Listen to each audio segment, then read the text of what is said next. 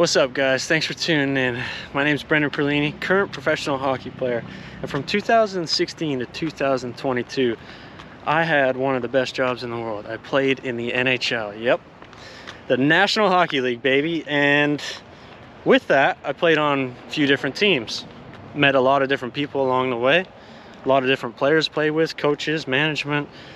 Today I'm going to run you through some of those players I liked and maybe some that I didn't really like.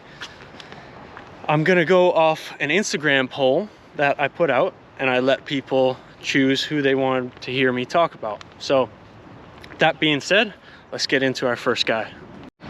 All right, so first guy that people wanted to hear from today is none other than the legend himself, Shane Doan. This guy right here. Bing. So I played with Donor my first year in Phoenix in Arizona with the Coyotes, and man, I don't even know, like, just class act, easiest way to sum him up. Like, I kid you not, like one of the greatest humans I've ever met. Like, such a good guy, so humble, so like just laughs and enjoys life. Like, if you were to, I hate to do this to you, Donor, but if you were to like model what the perfect sort of human should be or look like, I think it's him. Treated myself and my family with so much like respect and, you know, just love and admiration. And like, in fact, like, to tell you a story of, to sort of sum up who he is, my very first NHL game, basically flashing back to that very first NHL game, played in Columbus. Coming in, you don't really obviously know what to expect. I'm coming up from Tucson from the minors, and biker. And so I get there, I'm kind of nervous. We play the game, I played pretty well and stuff. After the game, I had maybe about 10 to 15 people who showed up waiting for me, and so I go out and I talk to them, and we have a conversation and stuff. Everyone's all happy, and then I get kind of called to leave on the bus. Like, you know, they kind of go, hey, it's time to go. We were flying, I believe, to Chicago after. And Donor was like the last one out of the dressing room. And literally time to go, they're sort of ushering everyone onto the bus. He's sort of walking towards the bus, sees my family, goes over to my family, shakes everyone's hand individually, introduces himself, says some very nice words about me. Hey, he's going to be a great player, blah, blah, blah. Talks to my mom, dad, talks to everyone. Spends 5-10 minutes out of his day when the bus and the plane are getting ready to leave. You know, that's just class act, man. And he truly is like such a great human. He's done a lot for me. He's brought me over to Spangler Cup before with Team Canada. Yeah, can't say enough good words about Donor. Hope you're well, man, and thanks for everything you always done for me. All right, so for guest number 2, people wanted to hear about the legend, Jonathan Toews. So I played with Taser in 2018-19 season and 19-20. One of the best guys I've come across. Again, like, him and Donor are looped into that same sort of category. 2 longtime NHL captains and legends of their team. And I think there was like something that, like, we had a little bit of a rapport before I came in. Actually, my brother, to set the kind of scene, my brother actually played with his brother David in Bakersfield, and they lived together. So I always felt a bit of a connection with him just because of that. Like, he sort of, not gonna say took care of me, but he definitely, you know, helped me a lot and it helped me ease in. I felt like there was a bit of familiarity just because of that, because our 2 brothers had, you know, known each other in the past and whatnot. So, you know, there were like little things from Taser that were so good, where like we would go on the road for dinner, and I've played on, you know, multiple different teams. I played on, I think, 4 different teams in the NHL, and sometimes like groups can be really cliquey. Like, the Euros only go eat with each other. The rookies, the young guys only eat with each other. The veteran guys only go eat with each other. It could be really like cliquey like that. And the best thing that Taser would do on the road was we would fly in, and more times than not, he would text like into our group chat, hey boys, have a spot at such and such place at 7 o'clock. Whoever wants to come can come. And for me, like, I would always try and go and, you know, sit down. Most of the guys, 3, 4, 5, 6, 7 of the guys on the team were legends. So I would always try and go and be involved in these dinners, but he was so great at creating like a team atmosphere, because we'd get, you know, the Euros, the young guys, everyone would mix in with each other instead of it just being very cliquey, like I said. But, you know, to sum up, like, here's another story for you on Taser that for me sort of, well, there's 2 stories. You're in luck. I got more stories about this guy. So there's 2 stories for you. The first one, so we fly back off the road. This shows like what type of captain and what type of teammate he was. We fly back off the road. I forget where we were coming in from, and we touch down in Chicago. It's like 2:30 a.m. It's really late. Everyone at that time, you know, you're tired. You just played a game. You fly in. It's late. You want to get in your car and just speed right on home.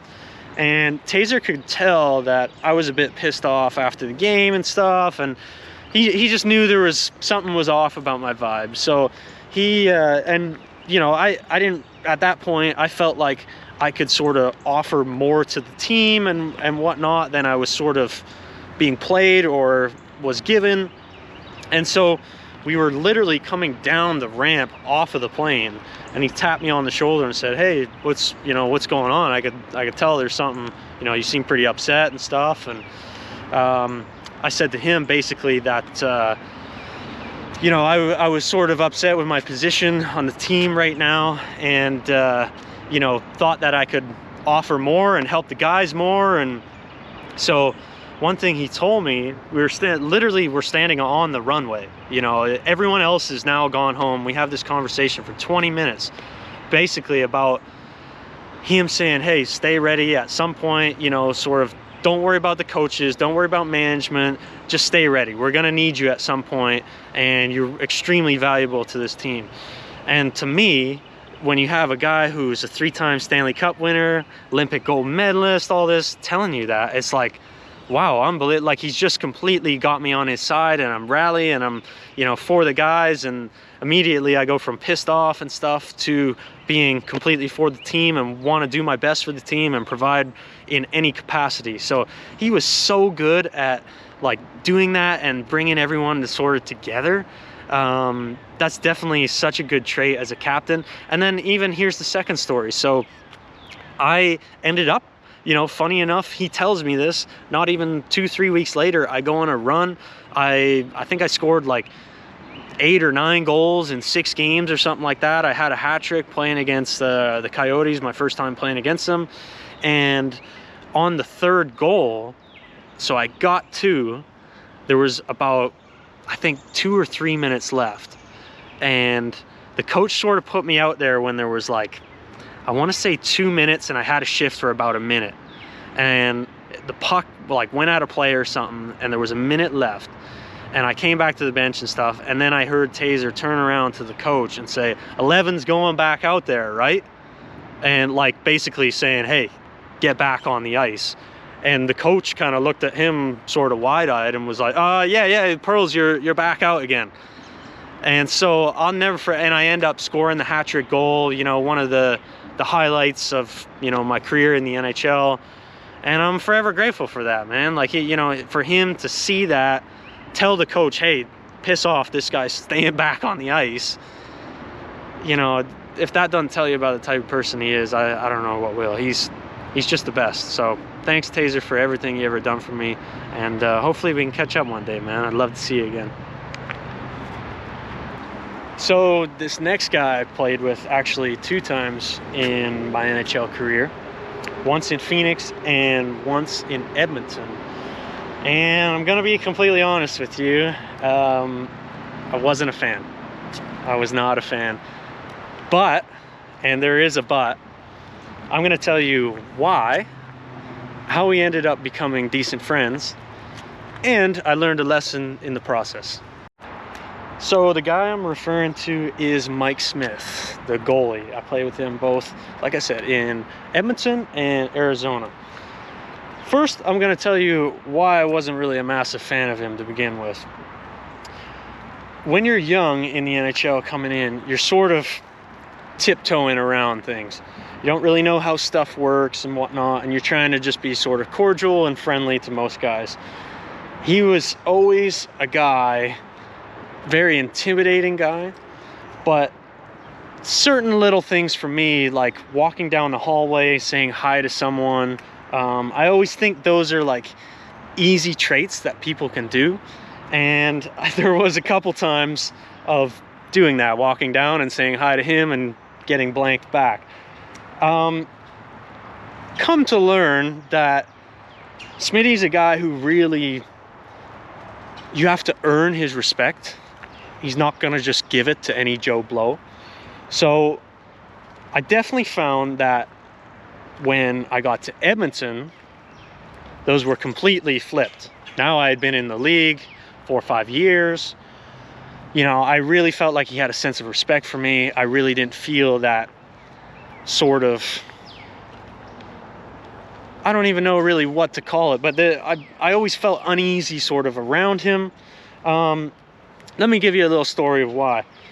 So when I was a rookie in Arizona, my first year, we were coming in and it was my first ever game at the Joe. So for anyone who knows the Joe Louis Arena, one of the most famous buildings in the world at the time, obviously not there anymore. For us, it was a big deal in our family to play there.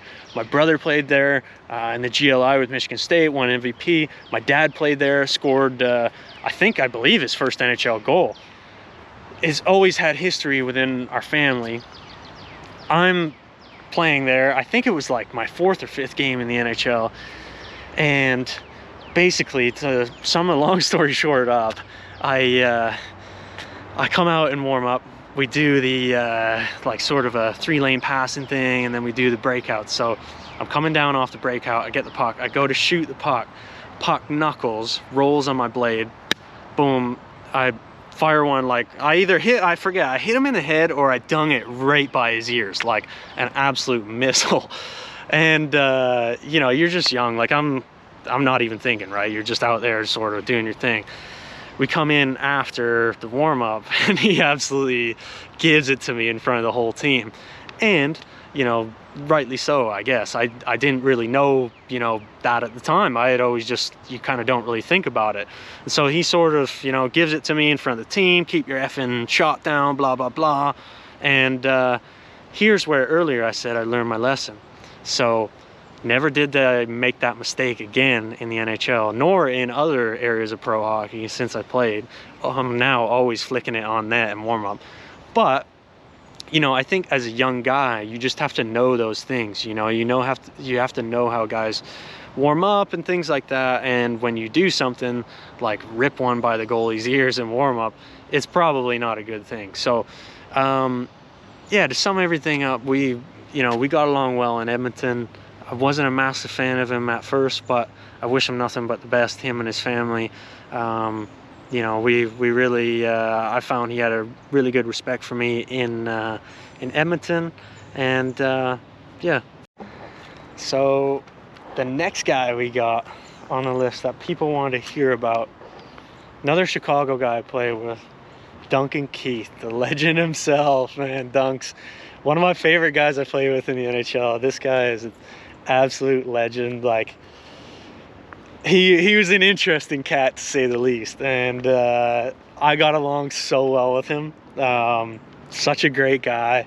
Like, you know, he had some really funny stuff. Like, I'll tell you some stories. So to start, basically, I get traded into Chicago, don't really know anyone, stuff like that, and we go on the road to like Anaheim or something, and yeah, I think it was Anaheim. So we get into the pregame skate. Dunks comes up to me beforehand and says, hey, you got some pretty nice sticks. Do you mind if I take one of them? And I'm like, yeah, sure. And at that time, I had 2 different patterns. So I had my own regular pattern that I used. It was like standard sacking, and then I had this one that I curved like myself, and I sort of stepped on it and sent it to the factory, and they sent me back like another one.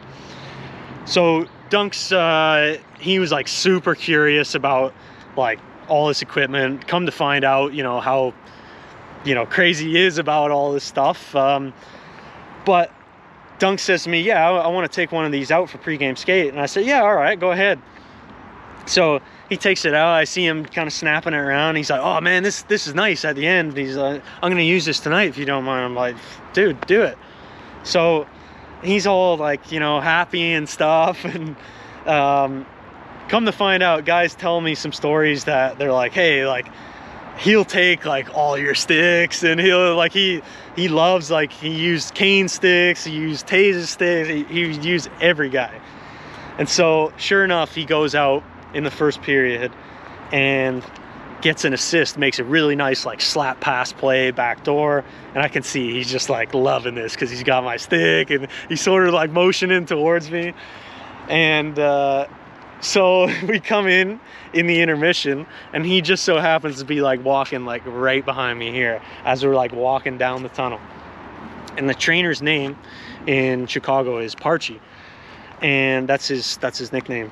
And so as we're walking down the hallway, I can feel him like, you know, motioning to say something, and he ends up screaming, Parchi, Parchi. And the trainer comes running, and he goes, I want you to effing order 50 of Pearls' sticks.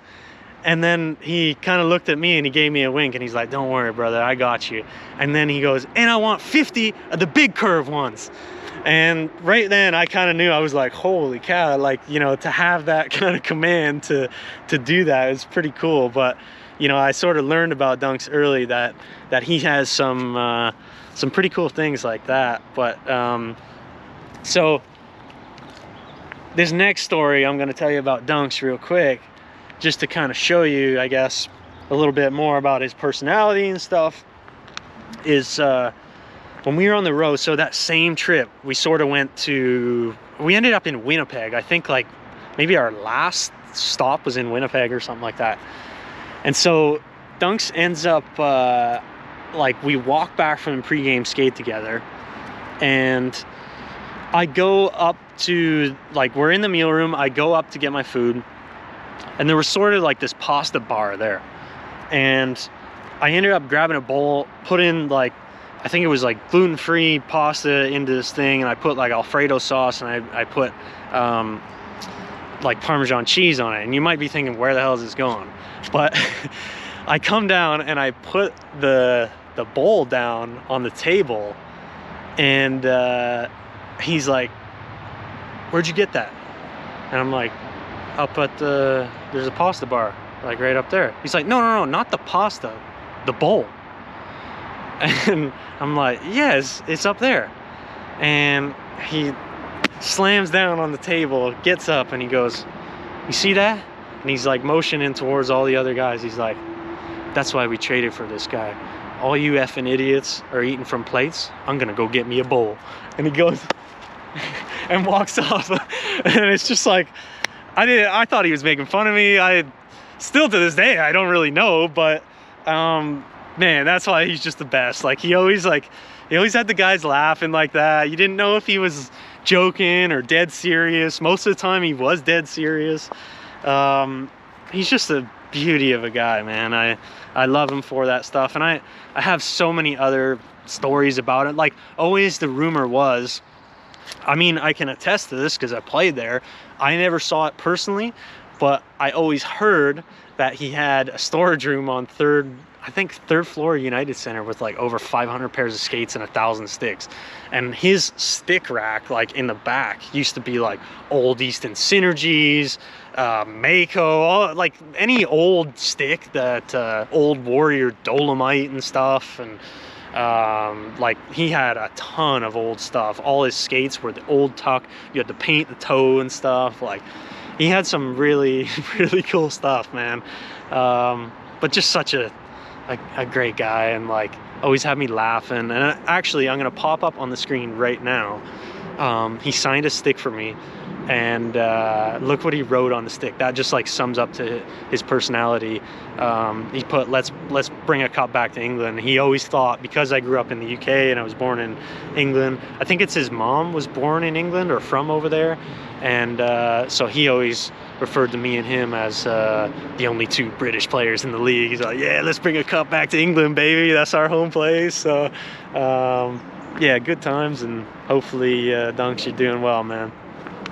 The last guy that people wanted to hear with, that I played with, arguably the best guy out of them all, Connor McDavid. Yes, the one and only. Played with him in Edmonton the 2021-22 season, and God, I mean, what can I say about this? Like, he left me in awe so many times. Like, let me give you a little backstory, I guess, with me and him. So me and Connor grew up playing against each other. He's 1 year younger than me, but always played up my age. So he played for the Marlies, I played for Bell Tire, and we were always kind of like, the teams were head to head. My teams had Dylan Larkin, Zach Werenski.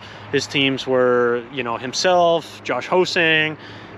We were always kind of, you know, in the same realm. He came into the OHL the same time, I believe, as me. Yep. So yeah, we always kind of, you know, we were sort of on the same sort of timetable. And I mean, I didn't really know him well when I was young, but obviously when I came into Edmonton, you know, I'd done some Team Canada things and stuff like that, that sort of, you know, you get to know maybe a little bit about the person. But from the inside, like, he's actually a really funny guy, very witty, like dry humor that really, you know, sort of surprised me in a way, because you obviously, you don't get that side in the media, right? You're hearing behind the scenes from me. So don't forget to like and subscribe while I'm at it, and even hit that thumbs up below. You know, it's really going to boost the videos. So to get back to Connor, yeah, he had this like witty sort of humor that I actually found him like really funny, but really nice dude, very humble, very like driven. And you know, I don't really have any crazy stories about him or anything like that, but the one thing that I can say that was different than to all the other guys is he left me in awe once again. I got raised from my parents to, if you've seen someone do something, you know, sort of have the attitude of, you know, I can do that, or that's achievable, whatever. But he did it in a way where it was just like, how the F did he just do that? Like, it was, honestly, it was incredible. Like, I was on the bench for one of his most, you know, highlight goals that he scored against the Rangers. I'll link it in. And yeah, he would do stuff at like such high speeds that were like, you know, as an NHL player, like, other guys were looking like, that is so hard to do. Things on turn, like, he would go into a turn, and usually you have to slow down to like go into it, and he would come out of the turn faster than he went into it, which is like incredible. So yeah, I mean, hopefully he you know, hopefully they have a good run this year. Yeah, that's all I really got about Connor. But, you know, wish him and his family and everyone else all the best. Thanks again, guys, for watching this video. Again, please like, subscribe, comment, and I want to make a very special shout out. Best in the world, baby. CM Punk, CM Punk. Hope to see you soon too, brother. Alrighty. Like and subscribe, guys. Take care.